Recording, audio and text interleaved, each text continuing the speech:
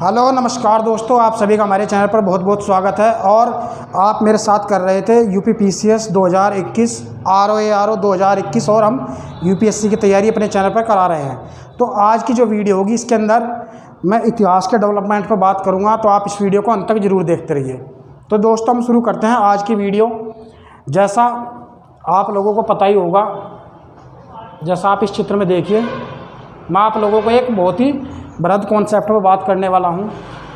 ये बात है 2250 बीसी से लेके, और अगर हम बात करें 1750 बीसी, उस समय जो भारत के अंदर जो यहाँ पे एक सभ्यता थी उसका नाम था हड़प्पा सभ्यता। उसका हम बोलते हैं हड़प्पा सभ्यता। और ये सभ्यता जो थी सबसे प्राचीन सभ्यता मानी जाती है पूरी दुनिया की, हड़प्पा सभ्यता। और इसका जो टाइम पीरियड था वो 2250 से 1750 बीसी माना गया है। हड़प्पा सभ्यता जो थी पूरी कांस्य युगीन सभ्यता थी। कांस्य युगीन कैसी सभ्यता थी? ये कांस्य युगीन थी। दूसरा ये एक नगरीय सभ्यता थी, नगरीय, पूरी तरह नगरीय थी। और ये मातृ प्रधान थी। कैसी थी? मातृ प्रधान, मतलब मातृ देवी की पूजा की जाती थी इसके अंदर। और इसमें हम जो है बड़े बड़े नगरों को देखते हैं। बड़े बड़े नगर जैसे मोहनजोदड़ो हुआ, हड़प्पा हुआ, हड़प्पा, मोहनजोदड़ो, इस तरह के 7 बड़े बड़े नगर मिले। धोलावीरा है, रोपड़ है, बनमाली है, काफ़ी थे। तो इस सभ्यता का जब धीरे धीरे पतन होता है 1700 बीसी के आसपास, ये सभ्यता जो है आर्य जो थे वो मध्य बैक्टीरिया, या कुछ लोग बोलते हैं कि वो यूरोप से आए थे, कुछ कहते हैं एशिया से आए थे, एशिया बायोटिक मान लिया, यहाँ से आए थे मान लिया। सपोज करो आप ये देखो, मान लिया ये इंडिया का मैप है, इस तरह का अगर हम भारत माने उस समय का,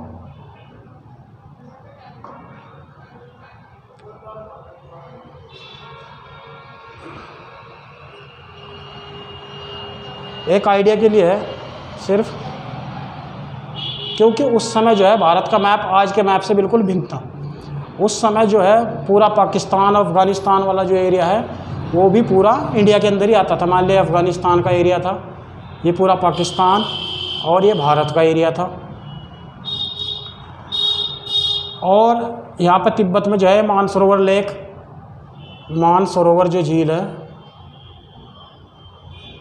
यहाँ से 2 इंटरनेशनल नदियाँ, सतलज रिवर, और यहाँ से एक सिंधु नदी पाकिस्तान से होते हुए अरब सागर में अपना जल गिराती थी। ये थी सिंधु नदी थी, सिंधु। इसकी 5 सहायक नदियाँ भी थी, झेलम, चेनाब, रावी वगैरह। तो जो आर्य थे, आर्य, और भारत के यहाँ पे हिंदुकुश पर्वत और सुलेमान पर्वत, ये 2 पर्वत भी थे मुख्य, हिंदुकुश और सुलेमान पर्वत था। तो जब आर्य जो है, आर्यों की 2 शाखाएं यहाँ से चलती है, एक शाखा इधर और एक शाखा इधर से, जो है ईरान और इराक वाले, ईरान और इराक वाला जो एरिया था यहाँ पे चले गए आर्य। और कुछ भारत के पास सुलेमान हिंदुकुश पर्वत को पास करने के बाद सप्तसैंधो प्रदेश में आकर आर्य बस गए। और जो है इस सभ्यता का जब अंत होता है तो यहाँ पे एक हमें नई संस्कृति देखने को मिलती है। भारतीय पटल पर एक नई संस्कृति का उदय होता है 1500 बीसी के आसपास, जिसको बोलते हैं वैदिक संस्कृति।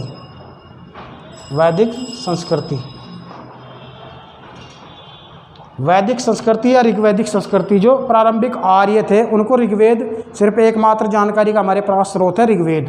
तो इनको ऋग्वैदिक आर्य भी कहा जाता था, ऋग्वैदिक आर्य या ऋग्वैदिक काल। ऋग्वैदिक काल जो शुरू का काल था वो ऋग्वैदिक काल था। और जो टाइम पीरियड था 1500 बीसी से 1000 बीसी तक का जो टाइम पीरियड है, इसको बोलते हैं हम ऋग्वैदिक काल। उसके बाद 1000 से 600 बीसी उत्तर वैदिक काल जो नया था, उत्तर वैदिक काल। उत्तर वैदिक काल के अंदर जो है वर्ण व्यवस्था परिपक्व रूप से हो चुकी थी। उस समय साहित्य का डेवलपमेंट हुआ। ऋग्वेद के अलावा 3 वेद लिखे गए, उनके आरण्यक लिखे गए, उपनिषद लिखे गए। यहाँ पे काफ़ी स्रोत है हमारे पास जानकारी के, लेकिन जो वैदिक संस्कृति थी शुरू में, जो आर्य थे वो पशुचारण और घुमक्कड़ प्रवृत्ति के थे। सिर्फ शिकार खेती से उनका कोई मतलब नहीं था। पशुपालन पर आधारित थी, निर्वाहमूलक संस्कृति थी ये, और पूरी ग्रामीण संस्कृति थी। ये हड़प्पा संस्कृति से बिल्कुल अलग थी, क्योंकि ये नगरीय थी, और जो वैदिक संस्कृति थी ये पूरी तरह ग्रामीण थी, ग्रामीण संस्कृति थी एक तरह से। इन लोगों को जो है खेती के बारे में नहीं पता था, खेती का उतना ज्ञान नहीं था। लेकिन 1000 BC के आसपास अतरंजी खेड़ा जो एक जगह है, अतरंजी खेड़ा, अतरंजी खेड़ा उत्तर प्रदेश में है, एटा इटावा के पास है, मथुरा वाले के आसपास का जो एरिया, यहाँ से हमें लोहे का साक्ष्य मिलता है, लोहे का साक्ष्य। तो इसी के आधार पर इसका काल डिवीज़न भी किया जाता है, क्योंकि जो ऋग्वेद है, ऋग्वेद में हमें कहीं भी लोहे का कोई भी साक्ष्य नहीं मिलता है। जबकि जो बाद का जो वेद है, अथर्ववेद, उसमें श्याम एस के बारे में बात की गई है, और जिसको लोहा माना गया है। तो जो बाद के आर्य थे, उत्तर वैदिक आर्य, उन्हें क्या है, लोहे का ज्ञान हुआ।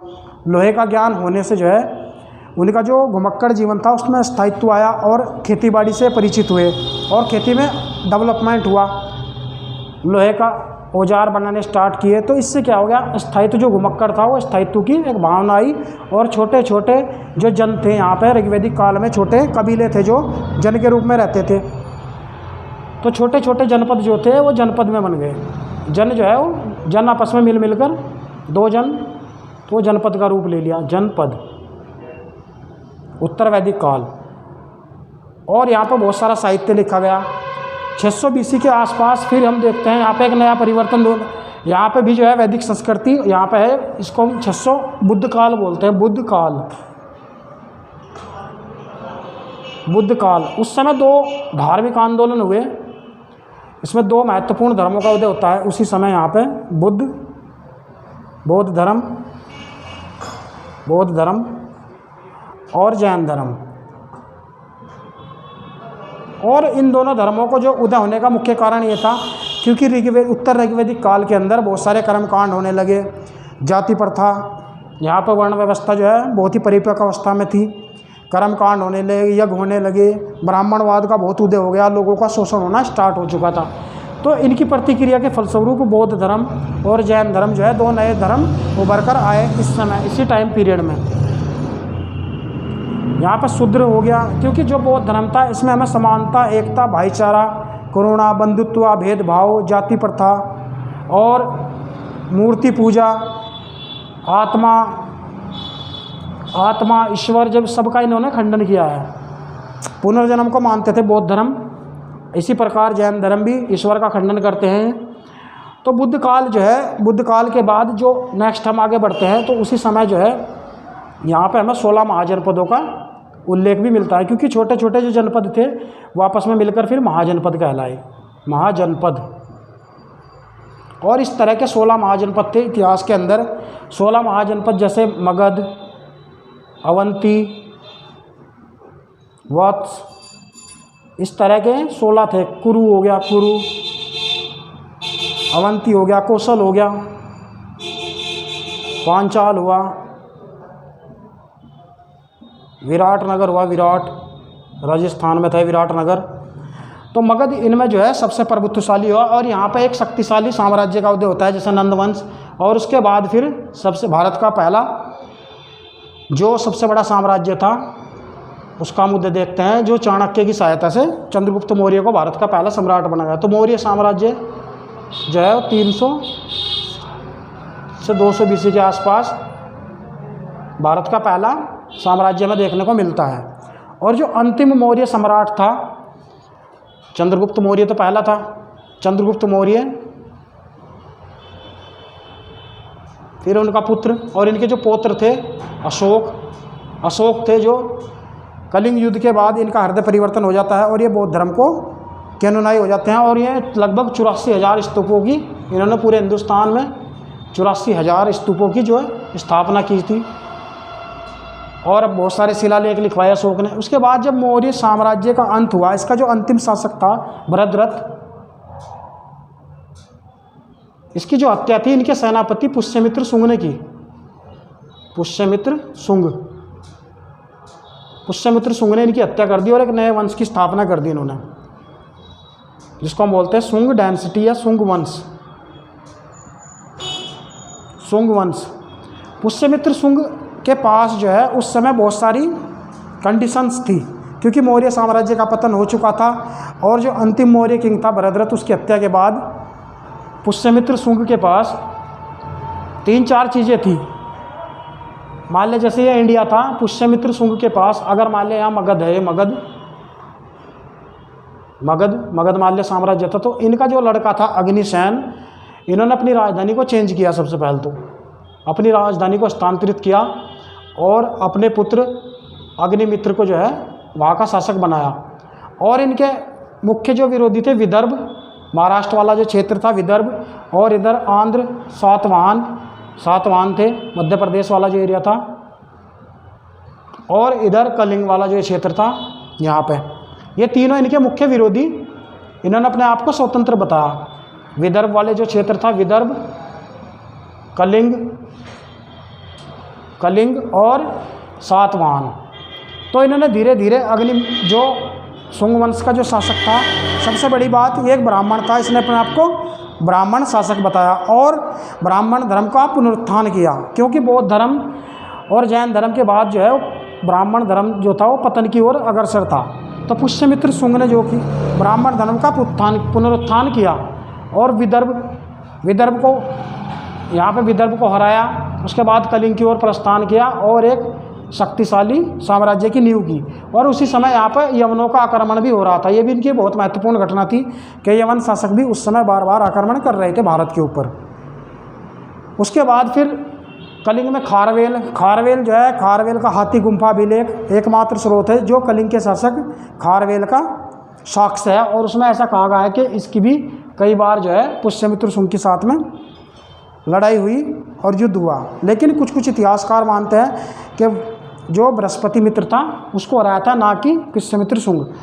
और पुष्यमित्र सुंग जो है इसने ब्राह्मण धर्म को बढ़ावा दिया। और ये भी साक्ष्य मिलता है कि इसने 2 अश्वमेध यज्ञ कराए। अश्वमेध यज्ञ, पहला अश्वमेध यज्ञ था जो उसने मगध की जो गद्दी थी उसको प्राप्त करने के बाद, और दूसरा जो अश्वमेध यज्ञ था वो विदर्भ को हराने के बाद इसने किया था। और जो महाभाष्य लिखा पतंजलि ने, उसमें भी इसके साक्ष्य मिलते हैं। कालिदास की मालविका अग्निमित्र जो एक बुक है, उसके अंदर भी ये साक्ष्य मिलता है कि इसने 2 अश्वमेध यज्ञ किए थे। तो ये पहला चक्रवर्ती सम्राट बना पुष्यमित्र सुंग, जो हिंदू ब्राह्मण धर्म का कट्टर अनुयायी था। इसके बाद फिर कर्णवंश, यवनों का हम देखते हैं धीरे धीरे। उसके बाद मौर्योत्तर काल, फिर गुप्त काल के अंदर ब्राह्मण धर्म का काफ़ी उदय हुआ। सामंतवाद प्रणाली वहाँ पे उभरी। सामंतवाद जो ब्राह्मणों को दान में दी जाती थी, उसके बाद सामंतवाद प्रणाली से जो है विकेंद्रीकरण की जो प्रवृत्ति थी गुप्त काल में वो कमज़ोर हुई और उससे जो है उनका भी पतन हुआ गुप्तों का। उसके बाद हर्षवर्धन का काल है। तो हम धीरे धीरे सभी पर मतलब डिस्कशन करेंगे आने वाले समय में, तो आप हमारे चैनल से जुड़े रहिए। ये थोड़ी सी एक डेवलपमेंट था जिस पर मैंने बात की। तो वीडियो देखने के लिए बहुत बहुत धन्यवाद। Thank you so much.